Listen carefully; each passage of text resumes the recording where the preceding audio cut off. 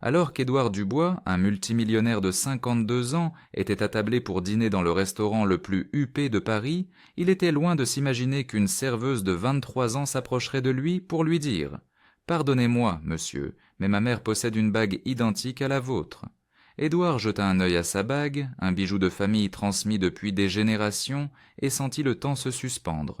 Seules 3 bagues de ce type existaient au monde. L'une d'elles ornait son doigt, une deuxième s'était volatilisée 25 ans auparavant, et la troisième, celle-ci était censée reposer pour l'éternité avec la femme qu'il avait aimée, plus que tout, et perdue à jamais. Paris, novembre 2024. Le restaurant Le Grand Véfour, situé au Palais Royal, était le point de ralliement de l'élite française.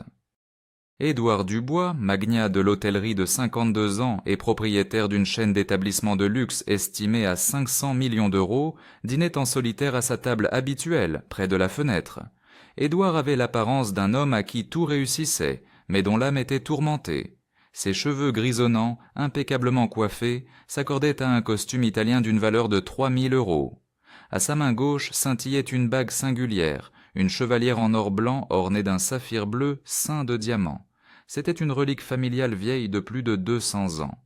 Il s'était rendu au restaurant pour commémorer seul le 25e anniversaire de l'entreprise qu'il avait bâtie avec sa défunte épouse, Claire. Mais cette célébration lui semblait bien vide sans elle. Claire avait péri dans un accident de la route 5 ans plus tôt, emportant avec elle tous leurs projets d'avenir. « Puis-je vous resservir du vin, monsieur Dubois ?» l'interpella une voix douce. En levant les yeux, Édouard aperçut une jeune serveuse d'environ 23 ans. Elle était brune, dotée d'yeux marrons expressifs et d'un sourire timide. Elle arborait l'uniforme impeccable de l'établissement, une chemise blanche et un gilet noir. « Oui, je vous en prie. » Édouard lut son badge. « Sophie. » Tandis que Sophie lui servait le vin, Édouard constata que la jeune femme le fixait d'un air étrange, comme si quelque chose la perturbait. Un problème, s'enquit Édouard. Sophie marqua une pause, se mordillant la lèvre inférieure. « Excusez-moi, monsieur, mais... pourrais-je vous interroger au sujet de votre bague ?» Édouard, surpris, baissa les yeux vers sa main gauche. « Ma bague ?»« Oui. » Sophie se rapprocha légèrement, parlant à voix basse. « Le fait est que ma mère possède une bague en tout point semblable à la vôtre. » Édouard eut l'impression de recevoir un coup en plein estomac. Il resta figé, dévisageant la jeune fille avec une incrédulité totale. « C'est impossible, » murmura-t-il. « Cette bague est unique. Elle appartient à ma famille depuis des générations. »« Je sais que cela peut paraître étrange, » répondit Sophie nerveuse. « Mais en voyant votre bague, j'ai presque laissé tomber mon plateau. Elle est identique à celle que ma mère porte depuis aussi longtemps que je me souvienne. » Le cœur d'Édouard s'emballa. Il n'existait que 3 bagues comme celle-ci dans le monde. Son arrière-grand-père les avait fait confectionner en 1890 pour ses 3 fils. Il portait celle qu'il tenait de son père. La deuxième avait disparu 25 ans plus tôt lors du décès de son frère jumeau, Charles, dans un accident d'alpinisme. Et la troisième ? Comment se nomme votre mère ? Demanda Édouard, la voix tremblante. Claire Martin, répondit Sophie. Pourquoi ? Vous la connaissez ? Édouard sentit le sol se dérober sous ses pieds. Claire. Sa défunte épouse s'appelait Claire. Mais son nom de famille était Dubois et non Martin, et elle était décédée il y a 5 ans. « Quel âge a votre mère ?» interrogea Édouard, s'efforçant de maîtriser son trouble. « 47 ans, dit Sophie. « Monsieur Dubois, vous êtes tout pâle. » Édouard tentait d'assimiler l'information. Claire aurait précisément 47 ans, si elle était encore en vie. Mais c'était impossible. Il avait assisté à ses obsèques. Il avait vu son cercueil. « Sophie, dit Édouard d'une voix rauque, pourrais-tu me rendre un service de la plus haute importance ? Pourrais-tu me montrer une photo de ta mère ?» Sophie le dévisagea, confuse, mais sortit son téléphone portable. Elle fouilla dans sa galerie et lui tendit une photo. Édouard fixa l'écran et son monde s'arrêta net. C'était Claire. Sa Claire, vivante. Édouard empoigna le téléphone de ses mains tremblantes, scrutant la photo comme s'il s'agissait d'une apparition. C'était bien Claire, sans l'ombre d'un doute. Elle avait les cheveux plus courts et paraissait un peu plus âgée, mais c'était elle. Les mêmes yeux verts, le même sourire, la même manière de pencher la tête. « Monsieur Dubois ?» Sophie l'observait, inquiète. « Tout va bien ?» Cette femme... Édouard pointa la photo. « Où habite-t-elle ?»« À Lyon, monsieur. » Pourquoi? Vous la connaissez? Édouard se leva d'un bond, renversant son verre de vin.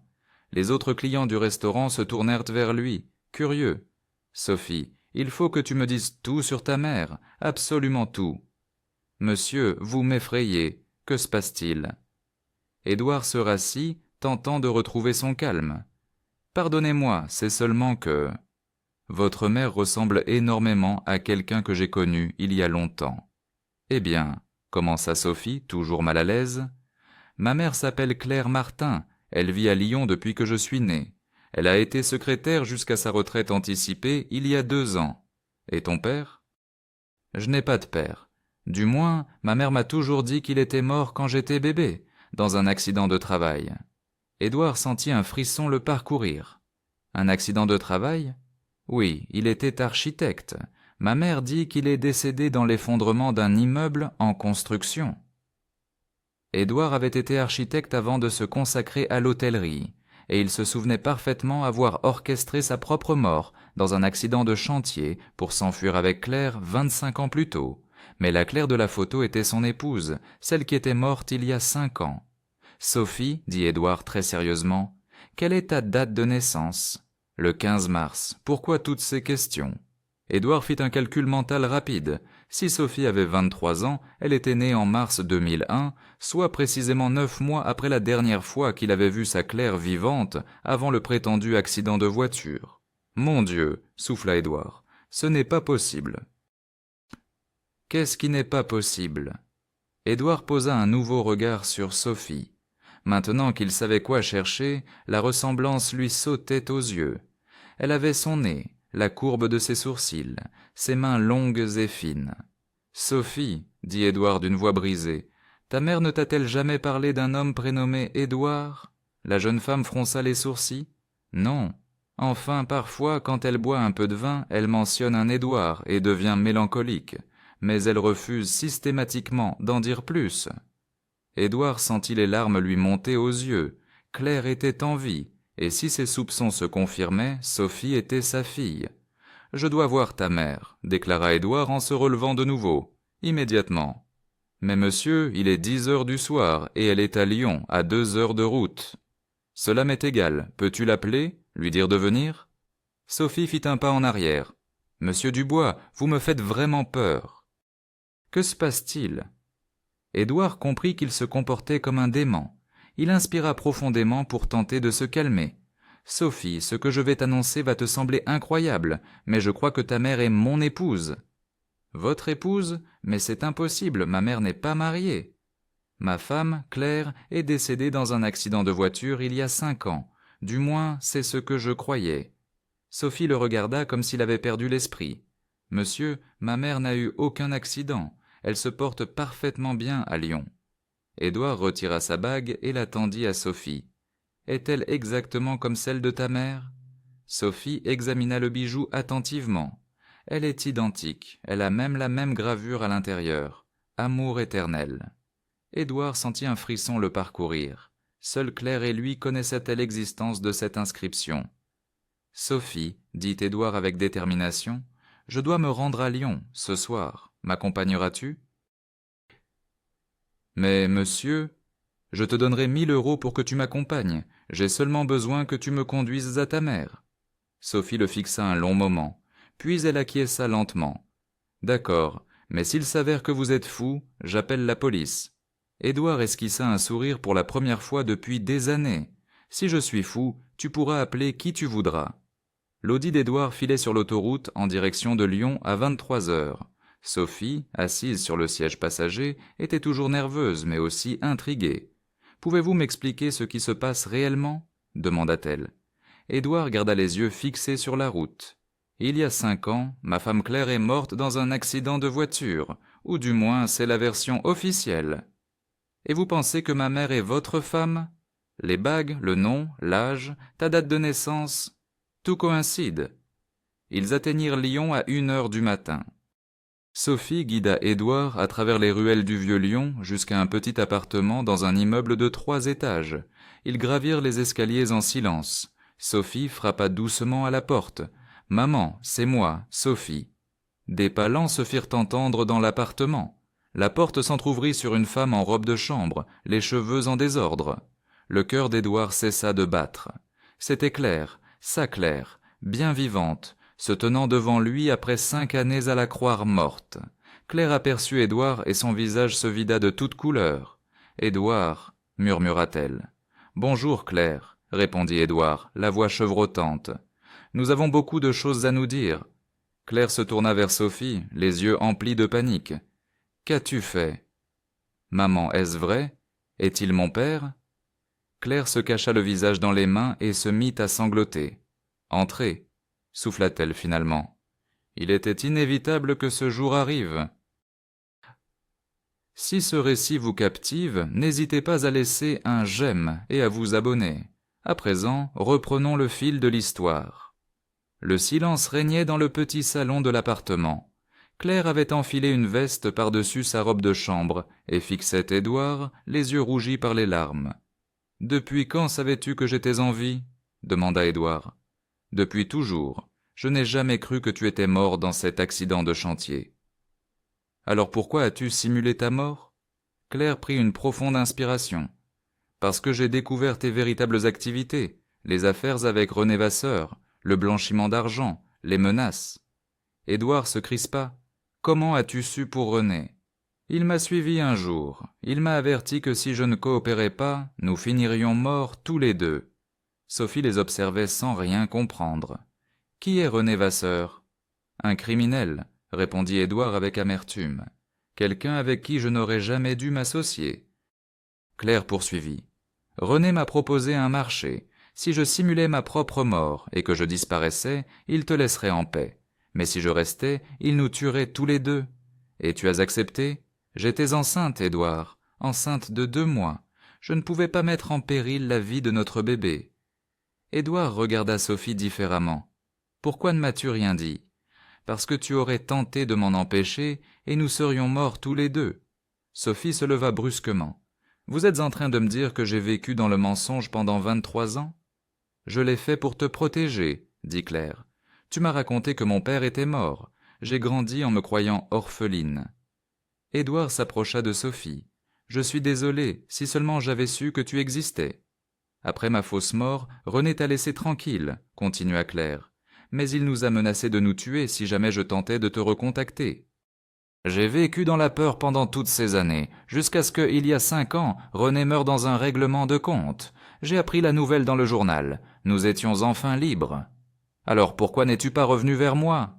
Parce que trop de temps s'était écoulé, et je n'étais plus la même femme. » Sophie se dirigea vers la porte. « J'ai besoin de prendre l'air, il faut que je réfléchisse. » Elle quitta l'appartement, laissant Édouard et Claire seuls pour la première fois en plus de 20 ans. Claire et Édouard restèrent ben silencieux après le départ de Sophie. Le poids de plus de 2 décennies de séparation pesait lourdement entre eux. « Elle te ressemble, » dit finalement Claire. « Elle a ton caractère, » répondit Édouard avec un sourire triste. Claire ôta sa bague et la tendit à Édouard. « Je suppose que je devrais te la rendre ?» Édouard secoua la tête. « Cette bague t'appartient. Elle t'a toujours appartenu. » « Édouard, après ta prétendue mort, j'ai abandonné toutes les affaires douteuses, j'ai tout vendu, je me suis retiré de cette vie. » « Vraiment ? René avait eu ce qu'il voulait, il m'avait pris la seule chose qui comptait vraiment pour moi. » Claire le regarda avec un nouvel intérêt. « J'en suis heureuse ? » « Claire, je sais que de nombreuses années ont passé, mais crois-tu que nous pourrions essayer de réapprendre à nous connaître ?» Claire hésita. « Édouard, nous ne sommes plus les mêmes qu'il y a 25 ans. Peut-être que c'est une bonne chose, peut-être que nous pouvons maintenant construire quelque chose de mieux. » À cet instant, la porte s'ouvrit et Sophie entra. Elle avait pleuré, mais semblait plus calme. « J'ai réfléchi, » annonça Sophie, « et j'ai décidé que je voulais connaître mon père, mais à certaines conditions. » Édouard hocha la tête. « Dis-moi lesquelles. »« Premièrement, plus de mensonges, plus jamais. »« D'accord, » dit Édouard. « Deuxièmement, je veux découvrir ta vie, mais petit à petit. »« Bien sûr, » approuva Claire. « Et troisièmement, je veux que tu me promettes de ne plus jamais faire passer les affaires avant la famille. » Édouard s'approcha de Sophie. « Je te le promets, durant ces 5 années, j'ai appris que tout l'argent du monde ne vaut rien sans une famille. » Sophie le regarda longuement, puis acquiesça. D'accord, nous pouvons essayer. Claire s'approcha et les serra tous les deux dans ses bras. Peut-être qu'il n'est pas trop tard pour que nous soyons une famille. Édouard ressentit quelque chose qu'il n'avait pas éprouvé depuis des années, l'espoir. 6 mois plus tard, la terrasse de l'hôtel le plus luxueux d'Édouard à Nice était parée pour une célébration spéciale. C'était le 24e anniversaire de Sophie, et pour la première fois de sa vie, elle le fêtait avec ses 2 parents. Les derniers mois avaient été un processus lent mais magnifique d'apprentissage mutuel. Sophie avait démissionné de son poste de serveuse pour se lancer dans des études de gestion hôtelière, financées par Édouard. Claire avait emménagé à Paris dans un appartement proche de celui d'Édouard, et ils reconstruisaient peu à peu leur relation. « Comment me trouves-tu » demanda Sophie, exhibant la robe bleue que Claire lui avait offerte. « Tu es splendide » dit Claire en ajustant son collier. Édouard s'approcha, une petite boîte à la main. « Sophie, j'ai quelque chose que je veux te donner. » Sophie ouvrit la boîte et y découvrit une bague. Elle n'était pas identique à celle d'Édouard et Claire, mais reprenait le même design, décliné en or rose. « Est-ce que c'est… » « J'ai fait faire cette bague spécialement pour toi. Elle s'inscrit dans la tradition familiale, mais elle est unique, comme toi. » Sophie passa la bague à son doigt et se mit à pleurer. « Papa. » C'était la première fois qu'elle l'appelait ainsi.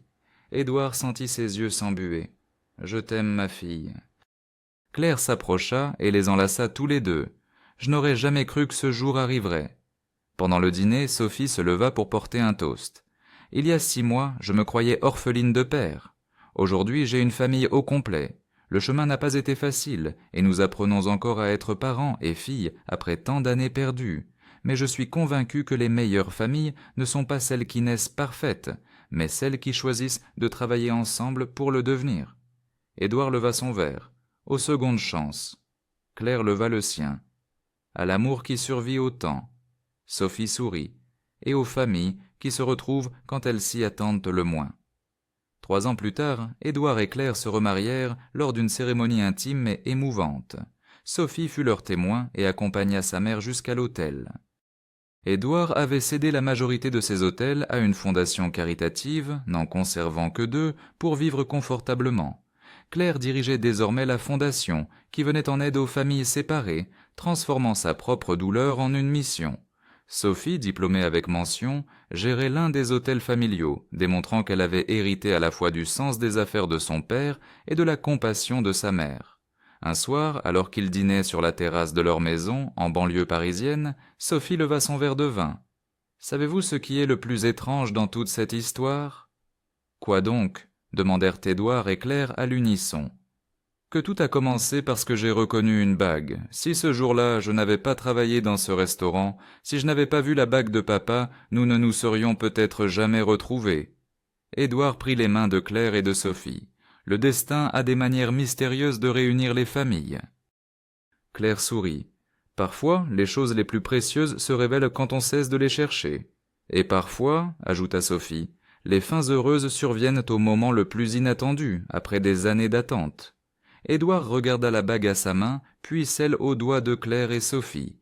3 bagues, 3 vies qui avaient été séparées puis réunies.